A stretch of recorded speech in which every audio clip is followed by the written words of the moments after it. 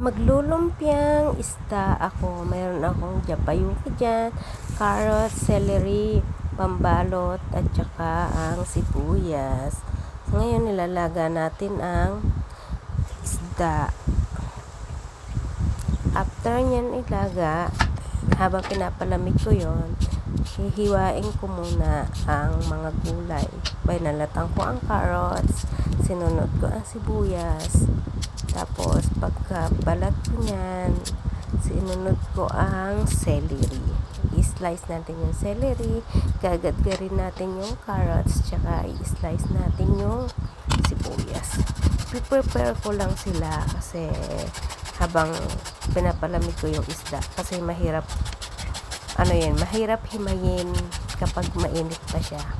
So, habang ginagadgad ko yan, so, ayun na guys, mag-prepare muna tayo ng sangkap ng ating lumpiang isda.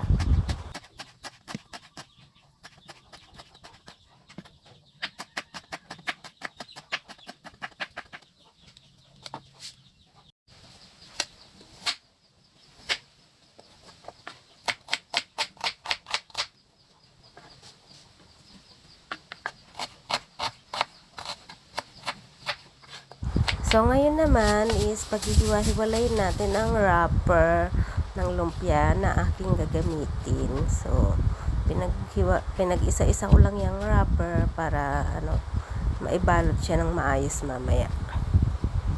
Lang yan, 50 pieces na lumpiang wrapper.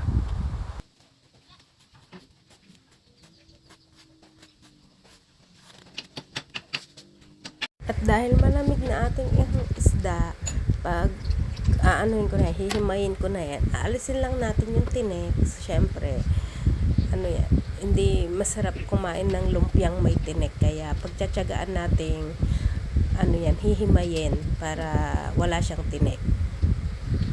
So, after natin himayin yung isda, mga 1 kilo yung isda na yan na binili ko.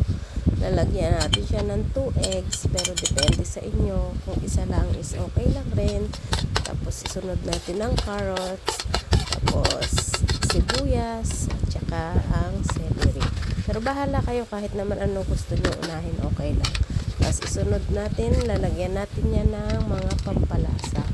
Siyempre ang asin, betchin, at ang ating durog na paminta.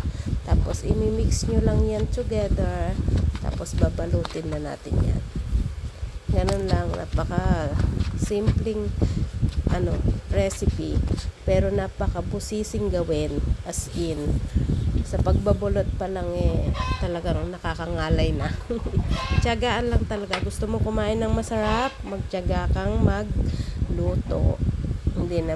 Wala namang madaling trabaho sa panahon ngayon. At pasensya na rin sa background ng aking manok. Background music ko yun.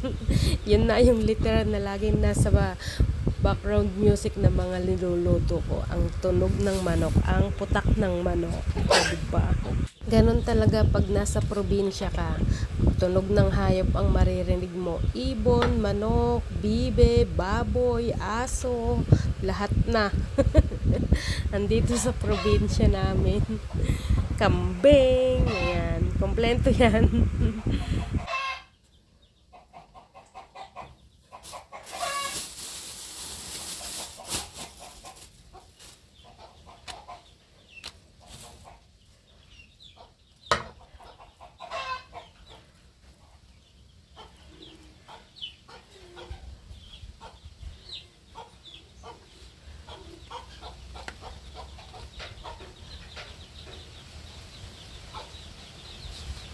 Siyempre, after balutan, tikiman time. Nagprito lang ako ng kaunti para matikman namin kung anong lasa. Pero siyempre, masarap yan. Gawa ko yan.